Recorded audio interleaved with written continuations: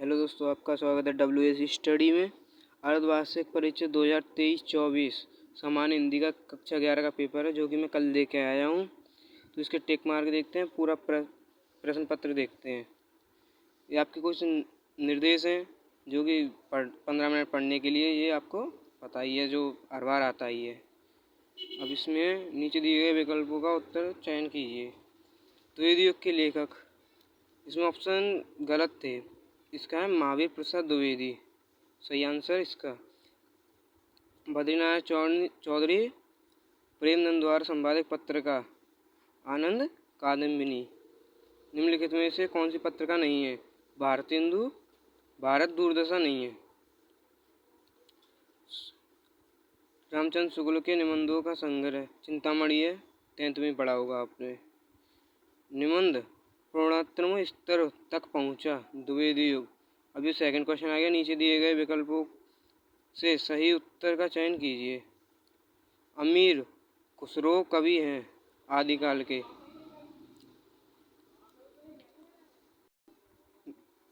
विशलदेव रासो के रचयिता नरपति नल्ला। पृथ्वीराज रासो का रचनाकाल, इसमें थोड़ी कंफ्यूजन थी, ये मेरे हिसाब से आदिकाल है। निम्नलिखित में से प्रयोगवादी कवि कौन हैं? ये आगे हैं आपके। अष्टचाप के कवि नहीं हैं।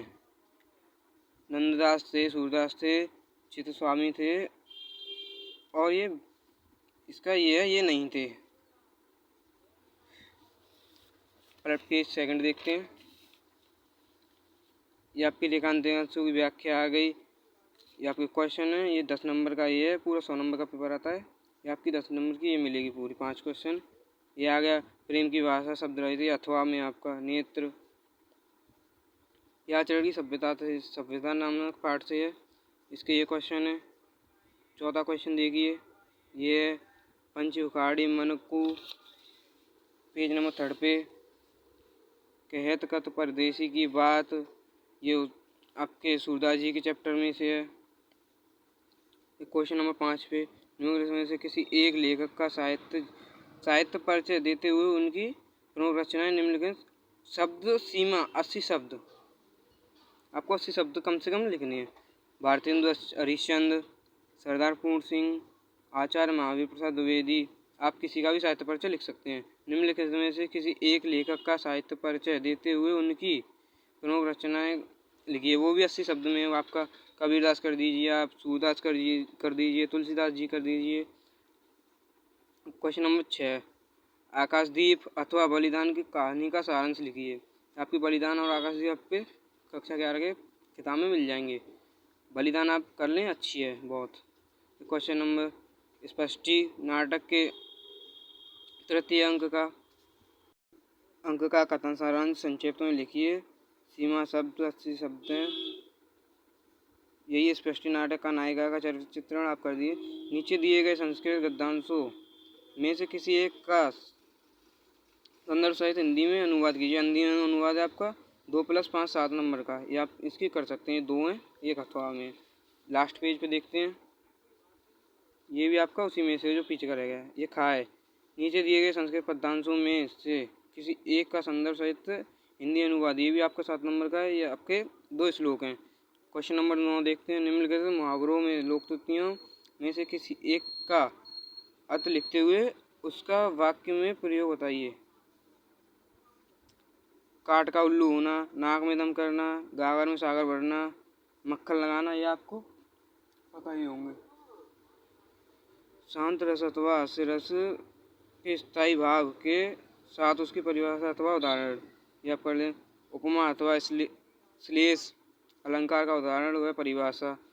चौपाई अथवा दोहा छंद का लक्षण देते हुए उसका उदाहरण भी लिखिए। क्वेश्चन नंबर 11, ये आपकी एप्लीकेशन आ गई। बाढ़ पीड़ित, ये थोड़ी लाइनिंग हुई, कोई दिक्कत नहीं है, उससे आप मैं बता दे रहा हूँ पढ़ के। बाढ़ पीड़ितों के सहायतार्थ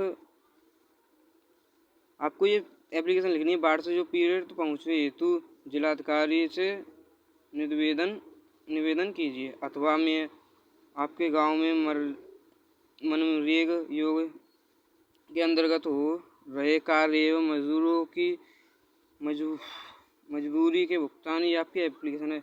लास्ट क्वेश्चन है आपका निबंध 9 नंबर का, ये एप्लीकेशन आपकी 6 नंबर की आएगी। निम्न के विषयों में से किसी एक विषय पर निबंध लिखिए, जो कि मैं 2 करके गया था और कोई भी नहीं आया। आप कंप्यूटर पे कर सकते हैं। बेटी बचाओ बेटी पढ़ाओ पे, शिक्षा खेलकूद का स्थान, नई राष्ट्रीय शिक्षा नीति 2023, जो कि आप इस बेटी बचाओ बेटी पढ़ाओ पे आपने 10th में ही पढ़ा होगा, आप इस पर कर सकते हैं। ये आपके पेपर पूरा मैंने आपको बता दिया, अर्धवार्षिक 2023-24 का पेपर है। आप ये कर सकते हैं, इम्पोर्टेंट है, फंस जाती है। आपको ये प्रश्न करने हैं 5, ये इम्पोर्टेंट प्रश्न है। Thanks for watching.